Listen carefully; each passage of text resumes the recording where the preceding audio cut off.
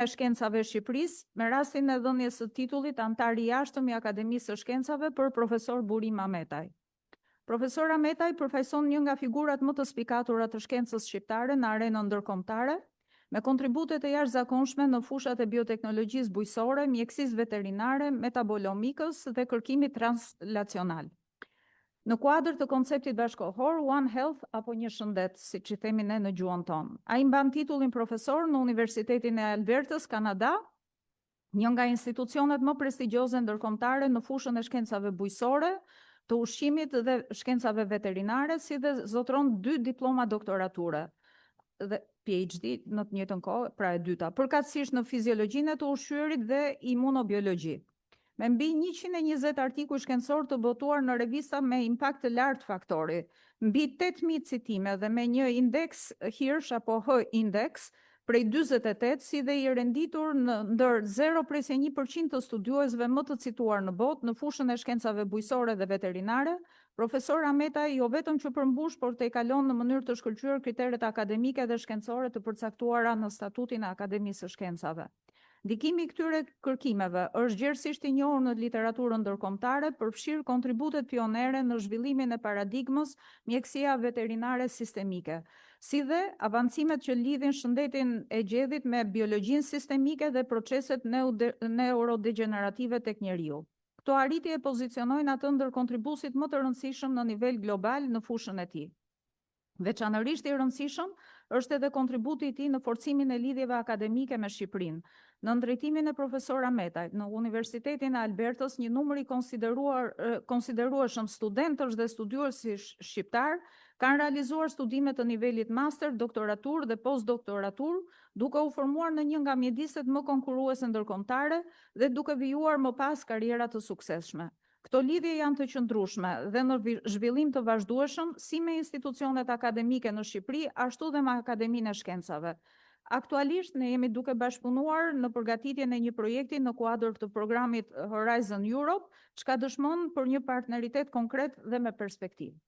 Kjo ceremoni e sotme përfaqëson një moment të rëndësishëm në jetën institucionale të Akademisë sonë, pasi përmes saj nderohen personalitete që me veprimtarinë e tyre shkencore dhe profesionale kanë dhënë kontribute të vyera në zhvillimin e dijes dhe në avancimin e shoqërisë. Titulli antar i jashtëm i Akademisë është një vlerësim i lartë që Akademia e Shkencave u akordon figurave me arritje të spikatura, duke njohur dhe vlerësuar ndikimin e tyre përtej kufive institucional dhe kombëtar. Sot pikërisht ne kemi nderin dhe kënaqësinë të nderojmë profesor Burim Ametaj për kontributin e tij të çmuar dhe për përkushtimin e vazhdueshëm në fushën e tij të veprimtarisë.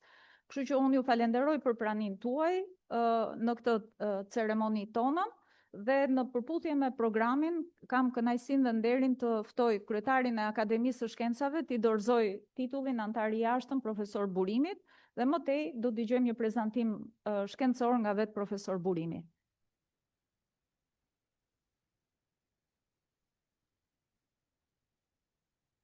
Përshëndetje, shpreh kënaqësinë që jemi në këtë ceremoni të thjeshtë. Sigurisht jemi defektos në organizimin e ceremonive. Kemi një rregullore për ceremonialin, po s'kemi arritur në atë nivelin e duhur. Megjithatë, ajo që jep vlerat e duhura kësaj ceremonie janë vlerat e profesorit.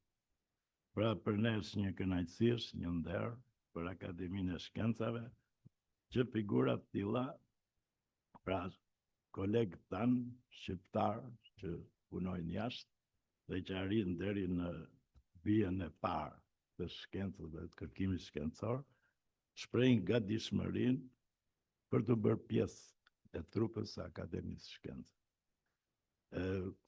Vlerësoj që çka tha Anila këtu janë gjitha me merit.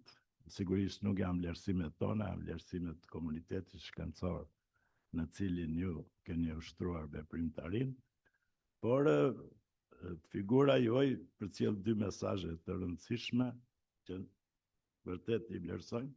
Së pari ajo që dhe shkolla shqiptare ka mundësitë që të nxjerrë të talentuar, edhe në kushte tranzicioni, edhe në kushte të mbylljes që ka qenë më parë, dhe që pikërisht ish student të shkollës lartë të bujqësorit apo Tiranës e tjerë, tashmë janë figura të suksesshme në fushat të ndryshme të shkencës.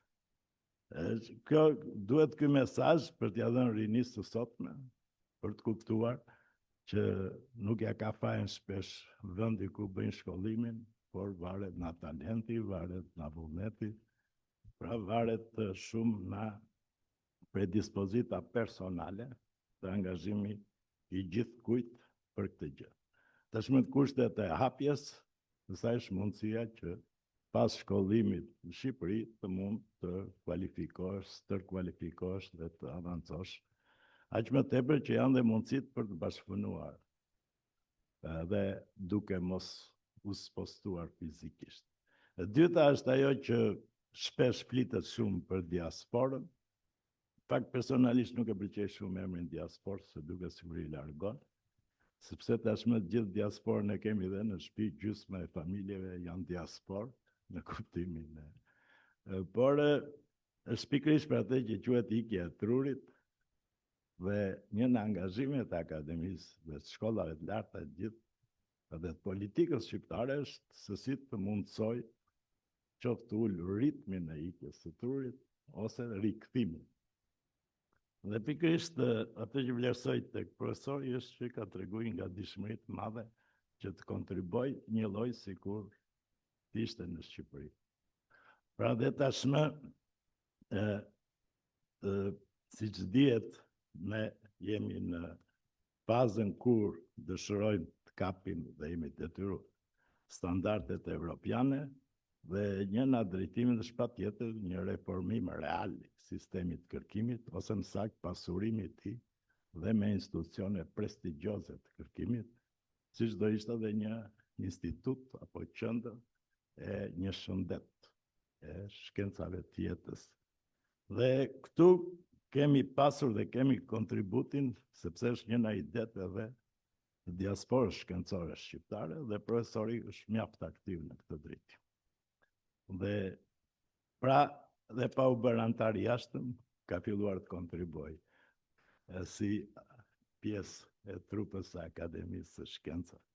Dhe këtë e vlerësoj shumë, ashtu siç po punohet dhe për një projekt evropian, është prap një nga të metat ose mangësit që ka kërkimi ynë shkencor, që vjen edhe për shkaqet që thash më parë, pra thirrja e fondeve evropiane për të në kërkim shkencor, krahas detyrimit çka politika për të rritur investimin këtë drejtim.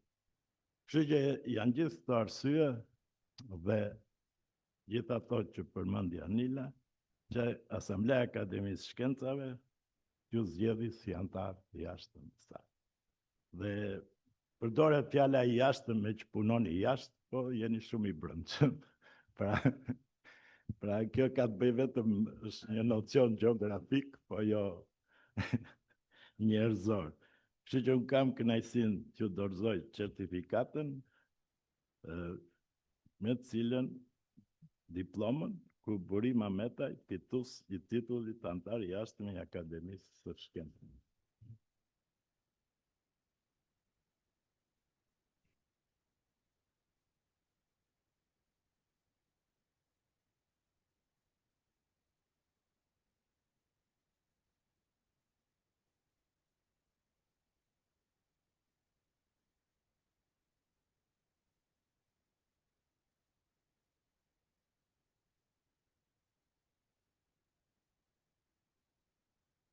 Faleminderit profesor. Atëherë në përputhje me programin, profesor Burimi do bëj një prezantim të punës së tij shkencore dhe më tej pyetje diskutime në lidhje me prezantimin. Fjala është për ju, profesor.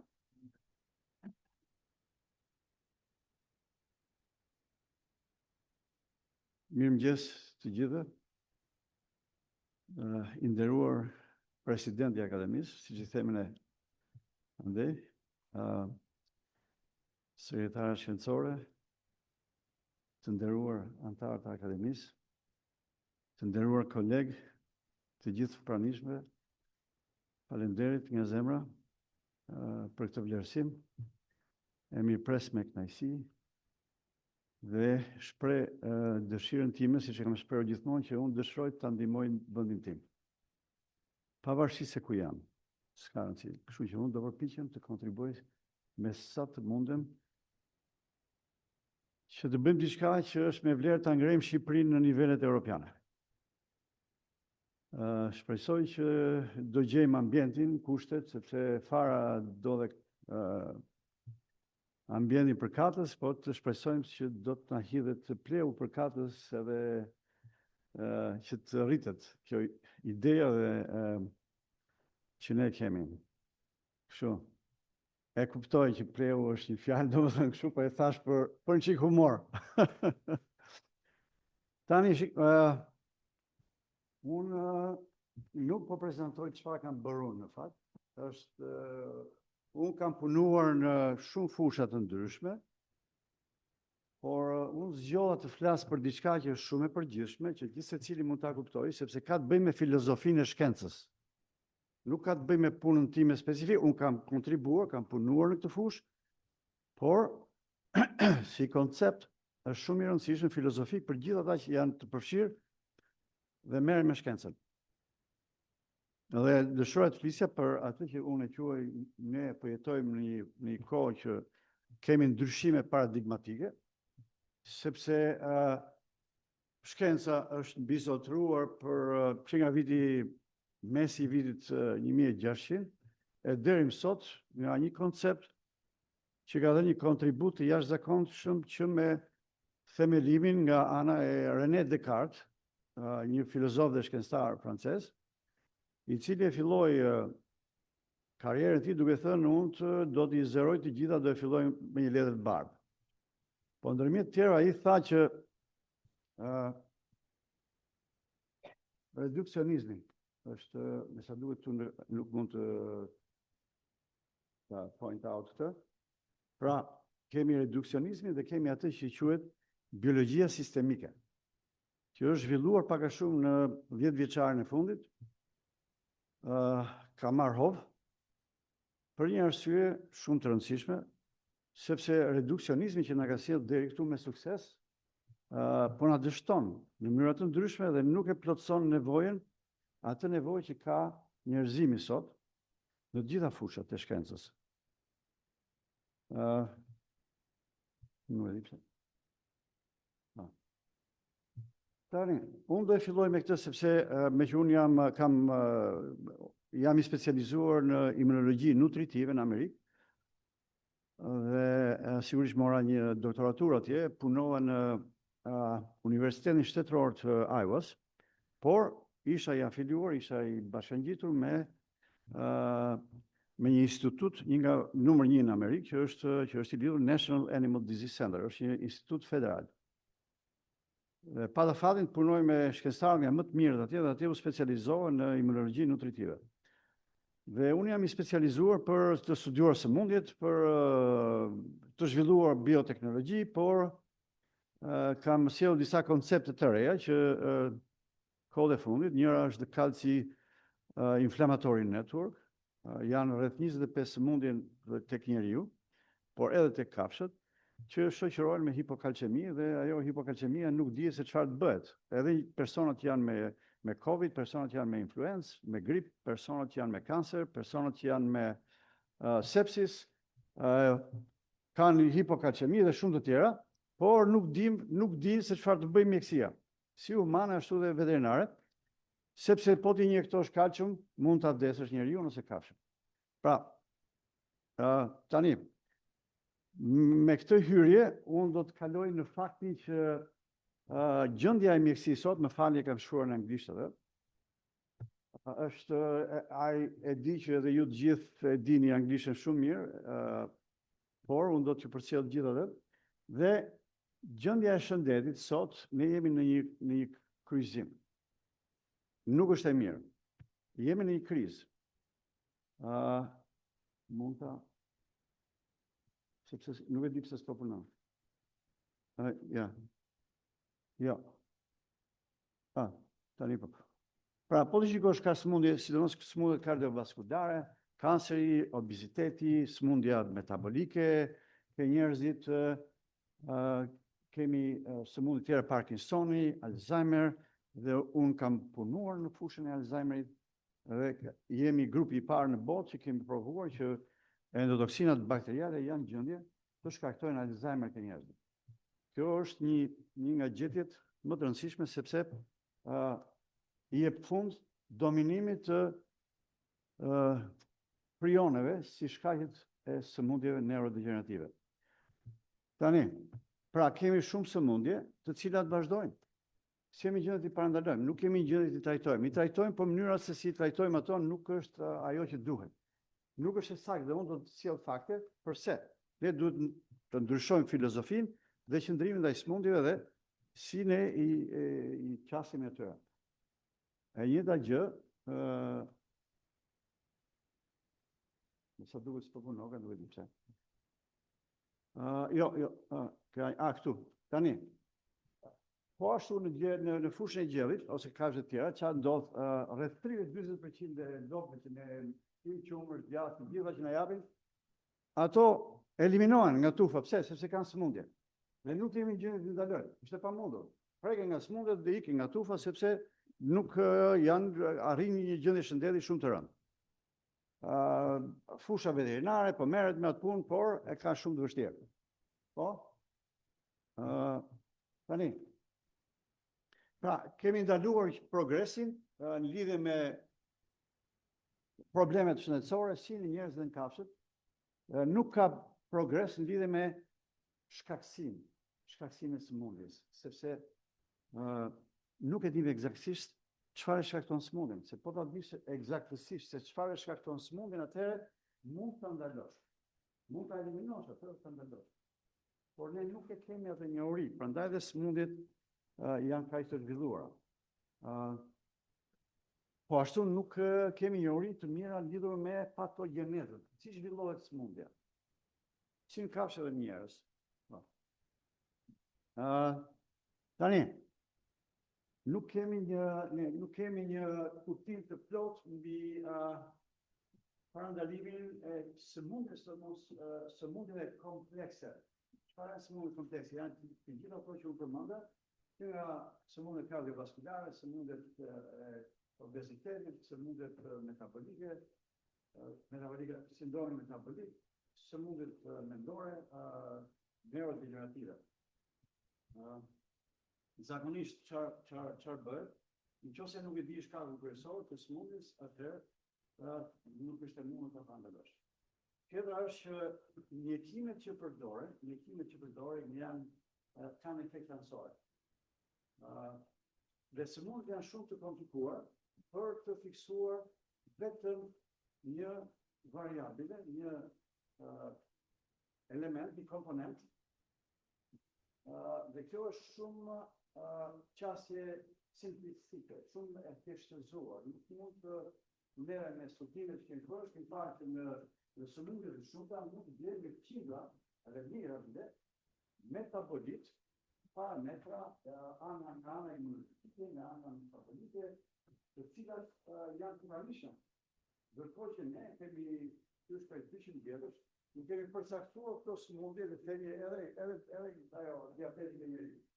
Ne do bazohemi në glukozën, por këto se bën analiza, do të jetë qindra mijëra metabolike, atëherë ne mund të shpikim me 10-100 sëmundje, ose ne do të bazojmë për takimin e sëmundjes vetëm në një metabolike, atëherë ne do të zbulojmë shumë sëmundje të tjera.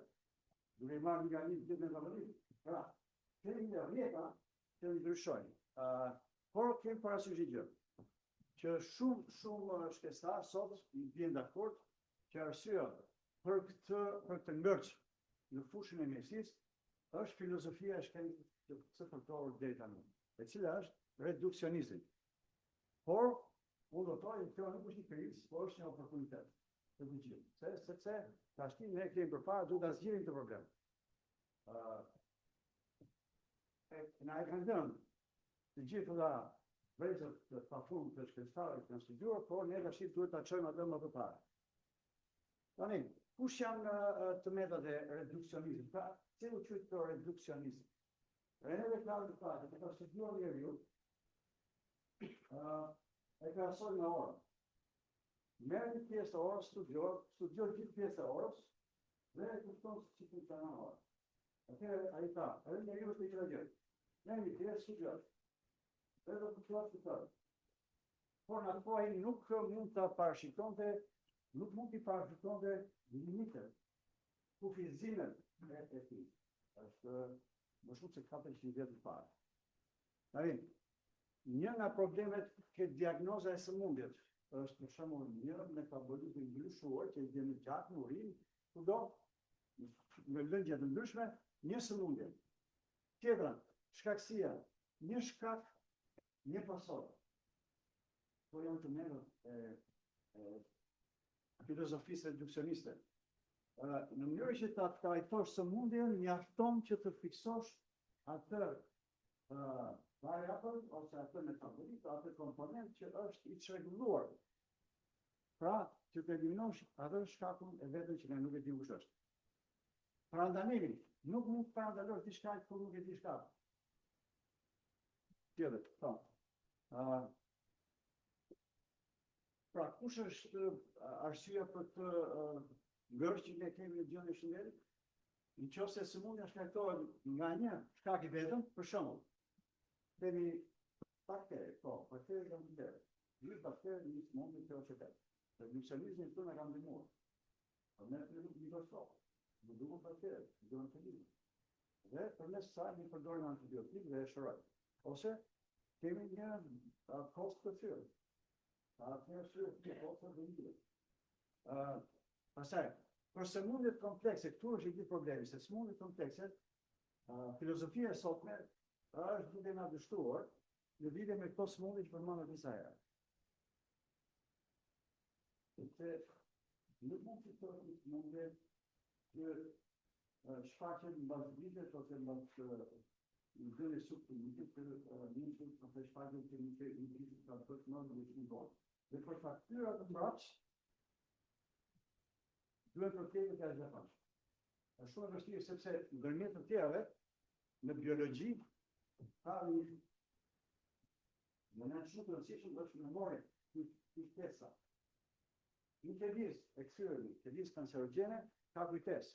Është shumë e vështirë të kujtesë normale, ka kujtesë. Dhe të si në fizik merr një copë hepuri dhe fush një fushë elektromagnetike, dhe hepuri ka aftësi të lidhë një godëtar një dorë, nëse i heq një fushë elektromagnetike, e ka dorë në ndër. Pra ruan kujtesën e fushës elektromagnetizmi.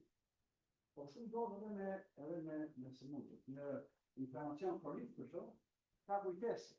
Edhe pse ti punon për ta eliminuar inflamacionin kronik, është shumë e vështirë ta eliminosh sepse ka kujtesë. Kisë rezistur.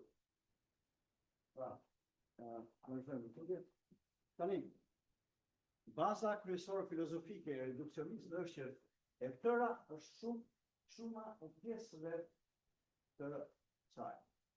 Kjo e tëra shuma e pjesëve matematikisht është korrekt, por biologjikisht nuk është korrekt. Nuk është e drejtë që ti ndërsh pjesët sepse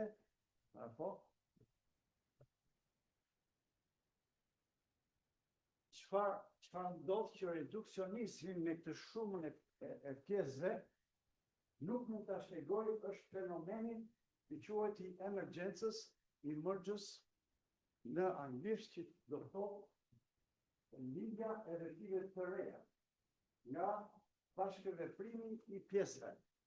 Pra, çdo sistem biologjik përbëhet mendimi reduksionist përbëhet nga atomet dhe molekulat dhe po i di se si funksionojnë atomet dhe molekulat e ndërtuar organizmi. Këtë thanë fizikanët dhe kimistët si argument kundër biologjisë dhe thanë ç'na duhet biologjia, ku ne po të dimë se si janë ndërtuar atomet dhe molekulat dhe eliminon organizmin.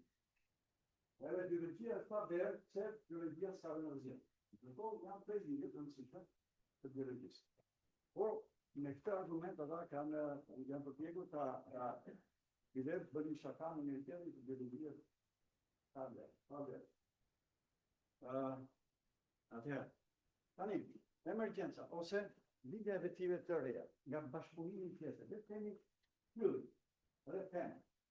Ky është një argument shumë i thjeshtë, por shumë kuptim plot. Pse? Tema për shembull është një, le të themi, individ biologjik ose element biologjik. Që ka shumë funksione, ka fiziologjinë e vet, ka gjitha, por tema nuk e bën dot veç bën pylli. Pse? Sepse pylli krijon klimën. Krijon ciklin e ujit. Shiu. Të bie, rregullon klimën, pason ajrin. Një pemë se bën dot. Duhet të bashkëpunim, krijon humusin. Krijon mikroambientin për të rritur kafshë të tjera, bijë të tjera. Pra, nuk mund ta karakterizosh pyllin duke studiuar pemën. Kjo është e gjitha. Pra, që këtë ka ai në detati, kur tha që ne mund ta shkëpusim një pjesë ta studiojmë në kupton të tërë. Por në rast nuk ta studiojmë pemën sa të duhet, por nuk e kupton dot pyllin. Sepse elemente ndryshëm ndërveprojnë në një tjetër. Kjo është ajo që karakterizon biologjisë sistemike. Ndërveprimin i komponenteve që bën të gjithin vetyra të reja që nuk mund t'i parashikojnë dot reduksionistit. Tani, për shembull, edhe kjo është një tjetër shembull se si për shembull unë them studentëve mi mund të jap juve të gjithë komponentet kimike, minerale, lipide, vitamina, çfarë të doni, aminoacide, proteina, hajde në laborator, do t'ja siguroj të gjitha dhe do të bëjmë një qëllis të funksional. Është e pamundur.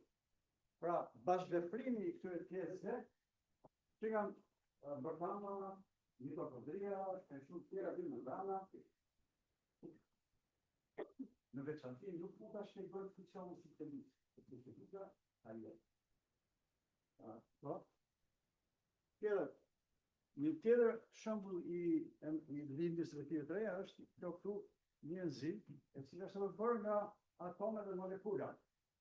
Këto atome dhe molekula ndërveprojnë me një tjetrin, por duhet kemi parasysh që nuk ka një lidhje kimike me disa atomeve. Lidhja kimike krijohet ku kemi një enzim. Pra, enzima ka komponent që ndërveprojnë me një tjetrin që nuk ekzistojnë këto ndërveprime nëse ne studiojmë enzimin në mënyrë të veçantë, komponentët e saj. Edhe një enzim për bërë një sistem, sepse pyetja është çfarë është sistemi. Sistemi mund të jetë një njerëz, mund të jetë një kafshë, mund të jetë një bimë, por mund të jetë një enzim, sepse ka komponentë që ndërveprojnë me një tjetrin. Kjo është dallimi midis reduksionizmit. Tani, në linjën e biologjisë sistemike ka pasur rëndësi zhvillimi instrumental. Shumë madh. Dhe gjatë gjithë historisë shkencore të njerëzimit, zbulimi i instrumenteve ka kontribuar në evoluimin e mendimit, e evoluimin e shkencës, e zbulimin. Për shembull, teleskopin dha Galileo Galilei, dha sistemin heliocentrik. Pa teleskopin do ishte shumë vështirë, po ajo. Mikroskopin dha mikrobiologjin, dhe mbrojtën nga infeksionet bakteriale, virale, mikrotike e tjera. Mas spektrometria sot, ka instrumenta nga më të perfeksionuarit që mund të masin me mira dhe mira metabolite që ne nuk mund të shikojmë dot me atë mënyrë përveç se në mas spektrometria. Mas spektrometria mund të dëgjojë dhe lexojë ato që ne nuk mund të realizojmë. Pra ne kemi shkencat omics, sot që janë për shembull genomics, transcriptomics, proteomics, metabolomics, metagenomics, epigenomics, të gjitha ato shkenca që ne sot po na përparojnë dhe po na ngrejnë shumë lart, kanë ardhur për arsye të zhvillimit të këtyre instrumenteve. Matematika është mikroskopi i arshëm. Sepse modelet matematikore janë luajnë rol shumë të rëndësishëm në përpunimin e të dhënave shumë gjigante që po mblidhen dhe ato duhen të përpunohen dhe kush tjetër përveç mendjes së një matematikeni mund ta bëjë punë, le të na japin modele që parashikuese për sëmundjet dhe për çfarë do ndodhë. Të vi studiuar këto prandaj, duhet që matematika është mikroskopi mikroskopi jashtëm. Ai mikroskopi që na dha botën mikroskopike, bakteriet, viruset, gjitha që ne sot ishim në gjendje të tani. Këto janë instrumentat, ne sot bëjmë gjinomi, shikojmë gjinset, DNA-n, transkriptomit, RNA-n, proteomit, shikojmë ke proteinat, metabolomi, shikojmë gjitha metabolinë në lëndjet e ndryshme të organizmit. Kemi lipidomics që është pjesë e metabolomit, por shikon më afër lipidet e ndryshme. Kemi gjithashtu edhe metagenomics, që shikon materiale nga mostrat e angelit. Tani kemi ke biologjia sistemike. Deri tani folëm për ato që një që reduksionistë, kontributi jashtëzakonshëm i rezultat që erdhi nga ide që kryet filozofinë në shkencë për më shumë se 400 vjet, ka dominuar shkencën. Gjigant në fushën e shkencës dhe filozofisë. Tani, biologjia sistemike studion se si marrëdhënia midis pjesëve lidhin dhe krijojnë edhe sjelljen kolektive të një sistemi. Pra, ndërsa reduksionizmi studion pjesët, është këputra në një të biologjia sistemike studion dhe pjesët po ndërveprimin e tyre, e pa ndërveprimin e tyre nuk ka jetë. Tash, termi sistem nuk kupton objekte të tëra ose organizmi sistem të tëra e ndarë në komponent. Sistemi ka komponent që ndërveprojnë një tjetrin. Edhe një enzim si thash më parë është një sistem sepse ka komponent që ndërveprojnë. Objektet që nuk ndërveprojnë nuk formojnë një sistem. Por baza kryesore filozofike e biologjisë sistemike është që e tëra është më shumë ose e ndryshme nga se sa shuma e pjesëve. Ndërsa reduksionizmi thoshte që e tëra është e barabartë me shumën e pjesëve, biologjia sistemike thotë që është më shumë ose e ndryshme nga shuma e pjesëve. Sepse biologjia sistemike shikon ke komponentët dhe ndërveprimin e tyre. Ka shumë komponentë dhe gjithë ata ndërveprojnë me njëri tjetrin. Dhe fakti ndërveprim nuk mund të japë shpjegim organizmit, as sëmundjes, as patogjenezës, as çfarë do të studiosh bimët, kafshët, njeriu dhe shumë të tjerë përtej kësaj. Tani, këtu çfarë bën biologjia sistemike? E thamë pak më parë që grumbullon të dhëna shumë të mëdha, dhe këto mëdha tash duhet të përpunohen nga pikpamja matematikore dhe kompjuterike. Pra këto dy matematika dhe mjeti tjetër kompjuterik, gjigant, to kemi inteligencën artificiale, që është një janë shumë i lumtur që na e kanë zhvilluar ata, edhe kemi nga të vajtë në tim një amurami që në rësirë një nga këto bulimet më të mëdha dhe më të limuese për shkencën dhe për gjitha fushët të njerëzit. Dhe pastaj çfarë bën masi me modele matematikore dhe kompjuterike, bëhen verifikime eksperimentale të këtyre gjërave që gjithçka që ne mësojmë me modelet që zhvillohen, me parashikime të ndryshme çdo ndodhi, dhe ne mund të parashikojmë pastaj se çdo ndodhi nga shëndeti. Për shembull, ne bëm një provë me 6 sëmundje rreth pjelljes në gjerë dhe tuçi. Dhe ne përdorim biologji, përdorim metabolomics para, gjatë dhe mbas ndodhjes së sëmundjes. Më parë ishte vendimi që thash një variabël me një sëmundje. Sot ne kemi ardhur me konceptin që jo, është e pamundur një variabël me një sëmundje. Sepse ka shumë dhe bile para se çfarë është sëmundja, neve kemi zhvilluar algoritme me të cilat ne mund të parashikojmë me saktësi mbi 99% që një sëmundje do ndodhë. Një sëmundje do ndodhë. Dhe ne po përpiqemi të zhvillojmë me kolegët mi atje në Universiteti Albertas të zhvillojmë handheld devices që mund ta bëjmë shit mjete që mund t'i mbash në dorë, rajisje që mund t'i mbash në dorë, por jo duke u bazuar në favorit, për shumë, shumë dhe mas të kosën, dhe që e këtë lartë. Por, ne të përpikemi të masim shumë metabolit, jo një vetëm, për të parashikuar sëmundjen, jo vetëm për të diagnostikuar këtë diagnoza shmede, por për të parashikuar, para se të ndodhi, dhe në qofë se ne nuk kemi gjëndje të parashikuar në atëherë, mundet edhe të parandalojmë sepse nuk do të lejon që të zhvillohet. Sa më shumë të zhvillohet, hyn kujtesa dhe është e vështirë të kesh brapsha të kujtesë që krijohet.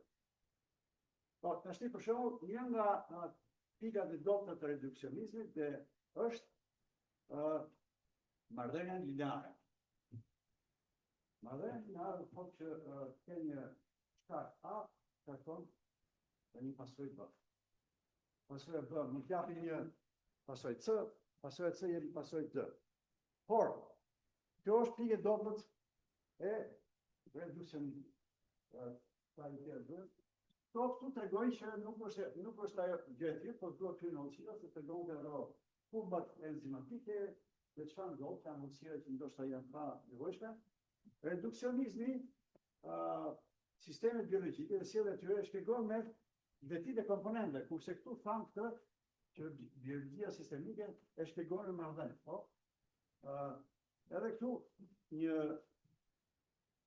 kjo reduksionizmi i jep rëndësi vetëm një faktori për shpjeguar sistemin, prandaj kampion vetëm një faktor këtu, kurse biologjia sistemike studion shumë faktorë. Do të thotë shumë faktoriale. Dhe ne duhet të identifikojmë kush janë këta faktorë në mënyrë që kemi një gjendje ta ndalojmë të mundin. Për shembull, neve u fokusuam për studiuar sëmundjet neurodegenerative, përpara se kush është shkallë i tyre. Edhe pse mendimi dominant për 60 vjet të fundit, ku ka vërtet fituar shqetësimin model, në fushën e sëmundjeve të neurodegenerative, të tipit të LSD, që një proteinë që ndodhet në organizmin interior dhe në tru, sigurisht që quhet prion, ajo sëmundje të ndryshme, ka në të ndryshme, mund të shkaktojë sëmundje, por unë nuk besova në këtë pikë. Sepse mblodha shumë informacion. Dhe e studiova informacionin dhe unë erdha në ide që një komponim i bakterëve që quhet hipopolysakkarid. 95% e bakterëve gram negativ përmbajnë këtë komponim që quhet endotoksin ose hipopolysakkarid. Kur le të themi këtë, kur një person t'i alkohol, ose kur një lope jepet mish, dhe kocka të një lope të ndonjë. Mbase të përmor, janë vrarë të baktere, ku janë e prebione, dhe ato kanë shuar në vëtësi, do të qënë. Dhe tia jetë lopës alkohol programit, të stimulore, të qitët të posimë. Dhe kërcutia që të vëtësi, e trajtojnë në sartuar me temperaturë, shumë të ndarë në ato që 100 gradë nuk e të tonë dorë. Në djeton. Dhe çfarë e morën të posimë, jo vetëm që për herë të parë duke e inkubuar me prionët ishim në gjendje pa ndryshuar asnjë faktor tjetër fiziologjik, ta ndryshon në mënyrë të menjëhershme nga forma alfa, që është lineare, në një formë globulare që quhet beta. Tash kjo forma beta shkakton sëmundje dhe ne ishim në gjendje që duke futur në laborator, mjafton listën menjëherë ta përvun hipopolysakkarid, ose endotoksin. Me prion e proteinën, proteina në një këtyre, kanë përdorur cellular diaphorism, mikroskop të jashtëzakonshëm, që ose të gjithashtu t'japin edhe sa është alfa dhe beta present e transmishme atë proteinë. Dhe ne injektuam një formajs për 6 javë, unë tonë të vogël, dhe i nga. sigurisht që vendeve mosa gjatë një periudhe gjatë 2 vjeçare. U zhvilluan në fund me ndërtim në konkluzion nga artikujt doktor të universitetit që kjo toksin ishte në gjendje të shkaktonte grumbullimin e proteinës amiloid beta. Kjo është tipike karakteristike e sëmundjes së Alzheimerit. Pra kjo tash ndryshon komplet rregullat e lojës. Sepse thonë të të gjitha sëmundjet e njeriut ka vëzhgim nga aparati gastrointestinal dhe ka një lidhje gut-brain axis, poshti, zonë, trup. Dhe neve e provuar që kjo toksinë që është në sasia të mëdha në aparatin intestinal mund të futet, të kemi studiuar, futet, transportohet nga aparati gastrointestinal në qarkullimin e gjakut edhe mbrit, sepse është lipid, mund të kalojë në ato që quhen blood-brain barriers, parimet e trurit të gjakut. Pra kjo mund të kalojë sepse është lipid, çdo lipid është si një doskit e analisht, si një mund të kalojë për një të të mojtë. Mes ka rënë dosi një me kohë, por endotoksina mund të kalojë. Sepse endotoksina tretet në yndyrnat që membranat e epitelitave janë përbërë nga fosfolipidë dhe nuk kalojë. Dhe kështu ndodhë, kaktuan së mundë. Po, vazhdoj. Tani, reduksionizmi, kush janë karakteristikat? Lineariteti. Shikon marrëdhënien, shkak pasojë në formë lineare. Kurse biologjia sistemike e shikon në formë jo lineare. Madje e shikon në formë kaotike, në formën e një flutore.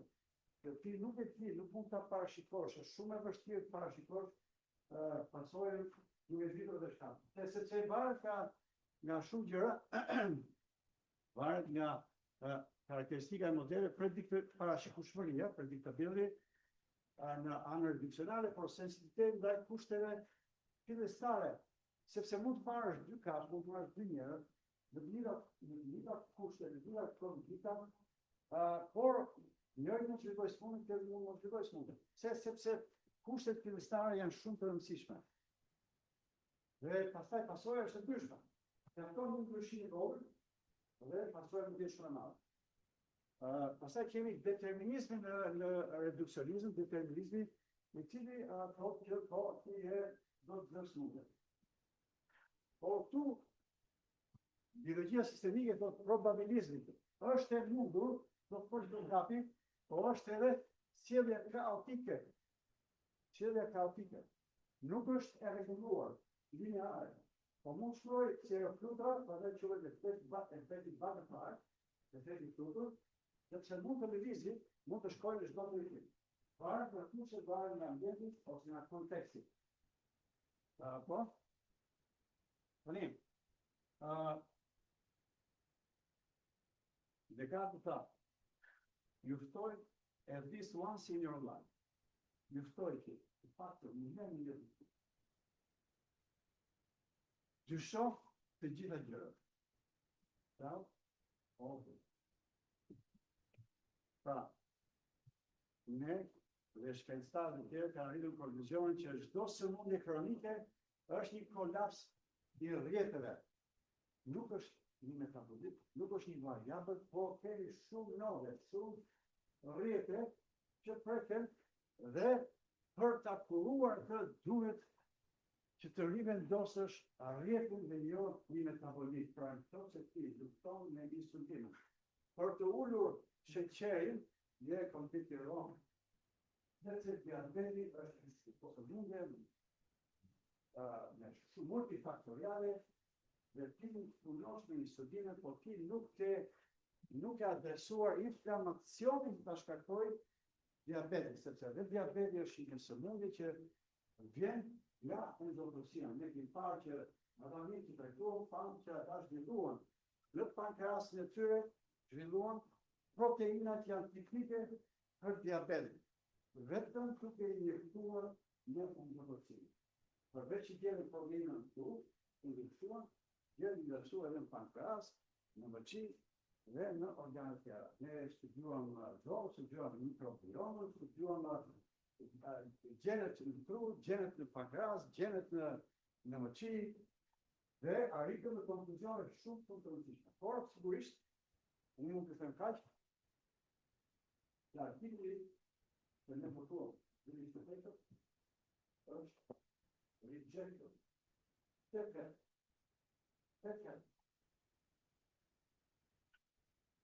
Në një pikë që ne kemi mbaruar eksperimentin që vjen në 2015, në 2018. E humba shpresën, por pastaj në fund prapë. Gjithë inxhinierët që janë të në laborator që në atëri, unë në fund vetë, nuk më në është, në arriven që të në të lojnë që ishin reviewers të njerë, objektiv, në rajnë komente, në fudën shumë punë, por rajnë objektiv. Pra, persistenca që mundullja është shumë rëndësishme. Në shkencë.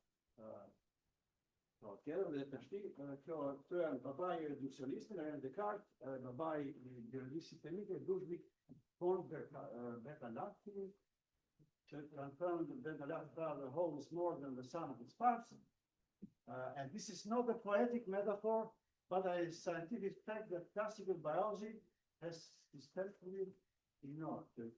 Nuk është, pra, e tëra është më shumë se sa shuma e pjesëve, dhe kjo nuk është një metaforë poetike, por një fakt shkencor që biologjia klasike e ka injoruar në mënyrë sistematike. Kurse Descartes tha që nëse do të jesh një kërkues i vërtet, mbas së vërtetës, është e nevojshme që si thamë më përpara, të paktën një herë në jetën tënde dyshon. As far as possible, deri në everything. Dyshon everything. Kjo ka qenë një nga konceptet që unë kam zbatuar, sepse nuk kam propunuar në studja të tjera, një nga ato që unë propunoj sot, është budimi i një të rinjë që do të ta zbatoj.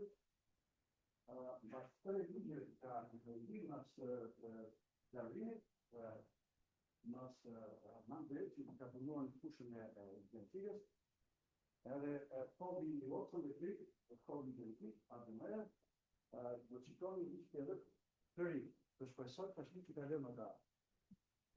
Një dyre që janë të ngulitur në idet e tyre, por ka dhe matematikë.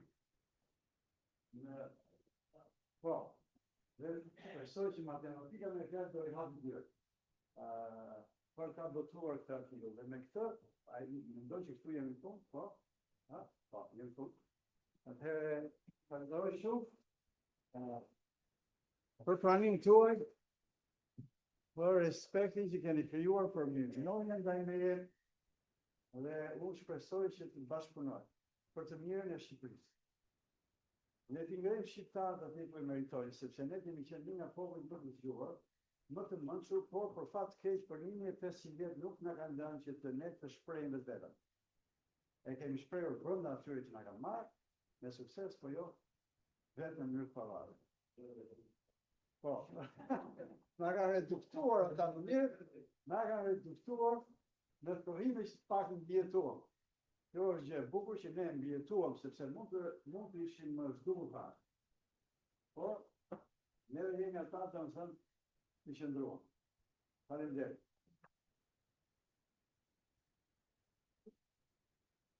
Pyetje. Faleminderit profesor Filip. Mos e ka komente.